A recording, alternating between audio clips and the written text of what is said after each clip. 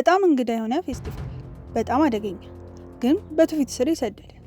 በስፔን ውስጥ በምትገኝ ትንሽ ከተማ ውስጥ 400 ዓመት ያስቆጠረው የአምልኮ ስርዓት ዓለምን ማስደንገጡን ቀጥሏል።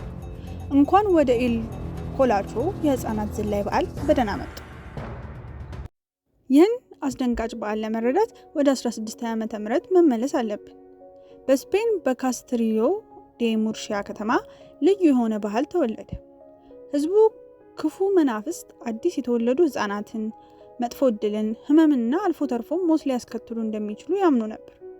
እነርሱን ለመጠበቅ የመንደሩ ነዋሪዎች አጋንንትን የለበሱ ሰዎች በጨቅላ ህፃናት ላይ ዘለው ከኃጢአት ለመንከባከብ ቃል በቃል የሚዘሉት ስነ ስርዓት ፈጠሩ።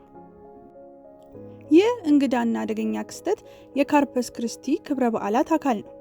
አስፈላጊ የካቶሊክ ድግስ ነው። ግን እዚህ መጣመም ነው። ኤል ካላቾ በእውነቱ በቫቲካን አይታወቅም። እንዲያውም የካቶሊክ ቤተክርስቲያን ተስፋ ቆርጣለች። ኤል ኮላቾ የካቶሊክና የአረማውያን ወገኖች ልዩ ድብልቅ።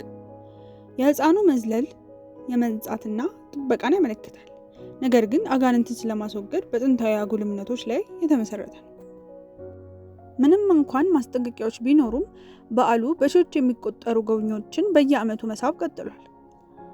አንዳንዶች በግዴለሽነት ይሉታል፣ ሌሎች ደግሞ ቅዱስ ይሉታል። ዋናው ጥያቄ ግን አንድ ሰው ልጁን እንዲዘል ትፈቅዳላችሁ?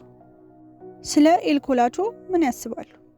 እብደት እና አደገኛ ስነ ስርዓት ነው ወይስ ያልተረዳ የባህል ወግ? በአስተያየቶቹ ውስጥ ያሳውቁ። ከዓለም ዙሪያ ለሚመጡ ሌሎች አስደንጋጭ ወጎች ላይክ እና ሼር እና ሰብስክራይብ ማድረግ እንዳይረሱ። ደህና ሁኑ።